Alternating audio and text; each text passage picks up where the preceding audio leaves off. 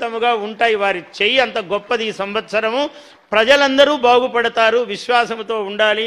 ఎవరికైనా పదవులు ఆలస్యం కావచ్చు, ఇంకోటి కావచ్చు, ఏమీ తొందరపడొద్దండి. చాలా శాంత పురుషుడు ఆయన సహనమే మనం కూడా నేర్చుకోవాలి. నాకు ఈరోజే రాత్రికి పదవి రాలేదే అని అనుకోవద్దండి. వారమైనా, నెలైనా, 10 నెలలైనా, ఓ 2 ఏళ్ళు పట్టినా, 3 ఏళ్ళు పట్టినా, ఎందుకంటే ఆయన మహర్జాతకుడు. 4 సార్లు ఎవరండి ముఖ్యమంత్రి అవుతారు? ఆయన 5వసారి అవుతాడు, 6వసారి అవుతాడు ఆయన. అటువంటి మహానుభావుడు. ఏమి మనకిక్కడ పోడు. ఒక్కసారి ఆయన దృష్టి, ఆయన ఆలోచన పడిందంటే ఆ వ్యక్తిని వదలడు.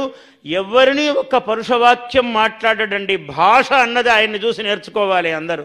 ఎవరిని ఒక అక్షరము ఆయన ఎప్పుడు దుర్భాష మాట్లాడడు. అది వాంగ్ నియమం ఉన్నది ఆయనకు కార్య నియమం ఉన్నది, కార్యశీలి. ఇటువంటి మహానుభావుడు మనకు రాష్ట్ర ముఖ్యమంత్రి. ఆయనకు తగినట్టే ఆయన చుట్టూ అందరూ మంత్రిమండలి కూడా అలా ఉన్నది. అధికారులు కూడా ఆయనకు అదుపాజ్ఞలలో అందరూ ప్రేమతో పనిచేస్తూ ఉన్నారు. దిగ్విజయోస్తు, ఈ రాష్ట్రమునకు జయోస్తు. స్వస్తి ప్రజాభ్యః పరిపాలయంతాం. ప్రజలకే ముందు స్వస్తి అన్నాడు. ప్రజల కోసమే ఎవరు పని చేసినా, నేను కవిత్వం చెప్పినా, ఆయన పరిపాలించినా అందరం ప్రజల కోసమే. స్వస్తి ప్రజాభ్యః పరిపాలయంతాం న్యాయేన మార్గేణ మహీషాః. న్యాయేన అని నొక్కారు.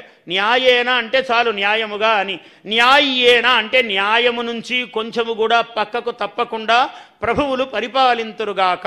న్యాయేన మార్గేణ మహీషాః గోబ్రాహ్మణేభ్యః శుభమస్తు నిత్యం. గోవులకు బ్రాహ్మణులు అంటే చదువుకున్నటువంటి వాళ్ళు, వాళ్ళకెప్పుడూ శుభమవుగాక. చదువు మళ్ళీ ఇంకో తరానికి వెళ్ళాలి కదా. గోబ్రాహ్మణేభ్యః శుభమస్తు నిత్యం. లోకాః సమస్తాః సుఖినో భవంతు. ధన్యవాదాలు. గౌరవ ముఖ్యమంత్రి గారు ఇప్పుడు అవధాని గారిని సత్కరిస్తారు.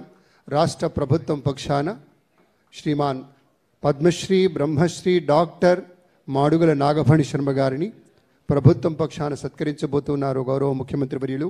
ఒక మహాసహస్రావధాని, అనేక అద్భుతమైనటువంటి కావ్య రచనలు చేసినటువంటి పెద్దలు. సంస్కృతాంధ్రాలలో